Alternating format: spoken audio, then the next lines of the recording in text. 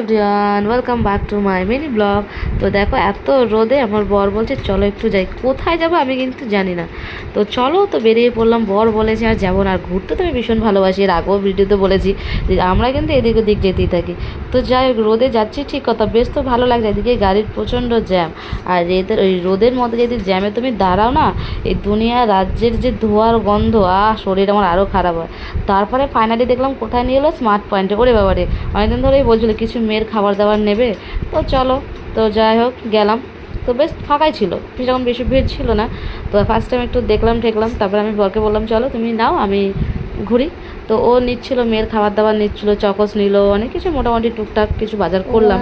Actually আমরা একটু গেছিলাম ব্যাংকে একটু কাজের জন্য, তো ওখান থেকে লিলুয়া থেকে একটু ঘুরে টুরে আবার চলে এলাম। তারপর ও আবার বললো তুমি নাও।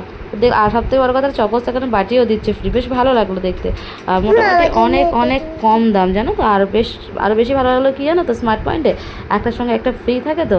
আর বেশ খাবার ভালো, খুবই ভালো। তো চলো, মোটামুটি মিনি ব্লগ এইটুকু। তোমাদের কেমন লেগেছে ভিডিওটা কমেন্ট করো। টাটা।